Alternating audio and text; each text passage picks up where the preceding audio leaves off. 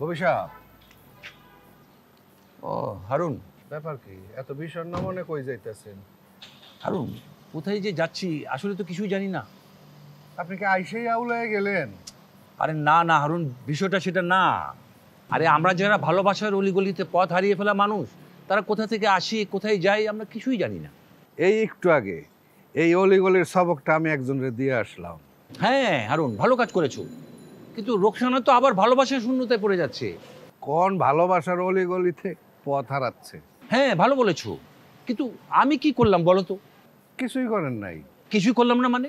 এই রোকসানার জন্য আমি অনন্তকাল আলোকবিন্দু হয়ে দাঁড়িয়ে থাকলাম, কিন্তু এখন ভালোবাসার অলিগলিতে পথ হারিয়ে ফেলার পরও সে আমাকে দেখবে না, আমার ঠিকানায় সে আসবে না হারুন।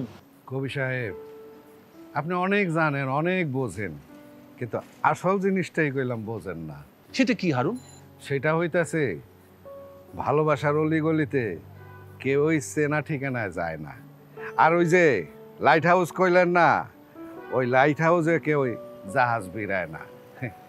এইটাই ভালোবাসার অলিগলির সূত্র। তোমার কথা সত্যি হয় হারুন, কিন্তু একজন প্রেমিকের পক্ষে এটা নিদারুণ সত্যি।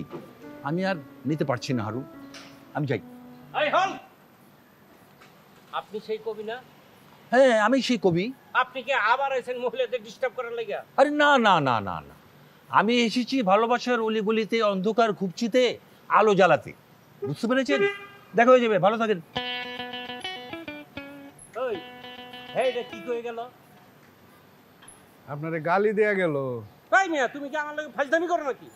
কি যে কোন স্যার, আপনি পুলিশ, আপনার লগে আমি গালাগালি এই সম্পর্কে আমি গেলে করতে পারি নাকি?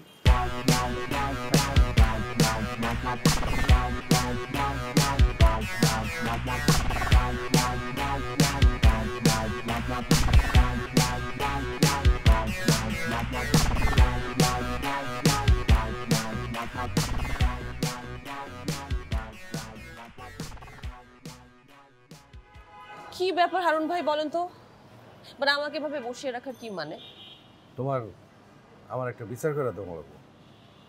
মানে আপনাদের কি মনে হয়, মানে আপনাদের মতো কি আমি আজাইরা মানুষ, কাজ কাম নাই, শুধু বিচার আচার করে বেড়াবো? তার মানে কি তুমি আমার কথাটা শুনবা না? না শুনবো না, আপনারা জানতো। পরে তোমার ঘরে যখন আবার কাজে লাগবো তখন কিন্তু আমার দোষ দেবার পারবো না, আমি কিছু জানি না। আপনাদের সবাইকে না আমি মানে আবারও কইলাম, আমার ঘরে বন্দুক রেখে গুলি করার পায়তারা চলতেছে। আচ্ছা, হয়েছে কি আপনাদের? সমস্যাটা কি একটু বলেন তো? ফরিদ ভাই আবার আমার দোষে তার পাসপোর্ট করে দেওয়ার লেগা, অতি জরুরি একদিনের মধ্যে। ভালো হয়েছে। ভালো হয়েছে মানে? আমারে বাধ্য করছে এটা কইরা দেওয়ানোর জন্যে। আমি ভাবছিলাম অতি গোপনে কইরা দেবো, কিন্তু এই যে এই দুইটা দেখছো কি, কি তারা ভাবির চোর। তারা সারাদিন আমার পিছনে লেগে থাকে, সন্ধ্যার পরে যায় ভাবির কাছে সব খবর পাস করে। বললাম কথা সত্যি। জি আপা, কিন্তু আপা এটা তো করি পেটের দেয়, মানে চাকরি বাকরি নাই, বেতন নাই, কি করবো কন? তাই বলে এই কাজ? ঠিক আছে, আপনি না করলে করবো না। তাহলে পেট চলবে কিভাবে? এই না বললে পেটের দায়। আরে আপনার উপর কোনো কথা আছে? আগে আপনার কথা, তারপরে পেট। একটা কাজ করলে হয় না? অবশ্যই হয়, কিন্তু কি কাজ আপা? তুমি তুমি ভাবিকে খবর দিবা না, মানে তার কাছ থেকে টাকাটা ঠিকই নিবা, কিন্তু খবর দিবা না। মানে মানে টাকা নিমু, খবর দিব? আপা এটা একটা বেইমানি হয়ে যাবো না? আচ্ছা, একটু ভালো কাজের জন্য বেইমানি করলে কোনো সমস্যা নেই। এখানে কিন্তু একটা কিন্তু আছে রাগিনী। আবার কি হারুন ভাই? কিন্তু এটা হইতাছে ওই যে কইলা না ভালো কাজ, এখন এই যে ফরিদ স্যার যেটা করতেছে এইটা ভালো কাজ, নাকি ম্যাডাম যেটা করতেছে এইটা ভালো কাজ, এই জিনিসটা আমাদের বিবেচনা করতে হবে। কি বলতে চান বলেন? এই যে বিয়া শাদীর এতদিন পরে ফরিদ স্যার তার প্রাক্তন প্রথম বউর কাছে যাইতে চাইতেছে, এটা কি ভালো কাজ কিনা? আপনি তো আসলে আমাকে চিন্তায় ফেলে দিলেন। হ্যাঁ, আমার মনে হয় আসলে এটা চিন্তার বিষয়। আপনাদের চিন্তা শেষ হইলে আমারে জানায়েন। আপা আপনি যা বলবেন আমি তাই শুনবো।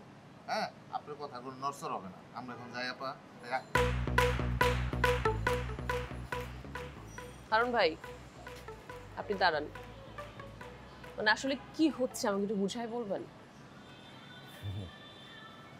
ভালোবাসার অলিগলিতে পথ হারাইলে কিছু খুঁজে পাওয়া যায় না রে বই, কিছু বোঝা যায় না।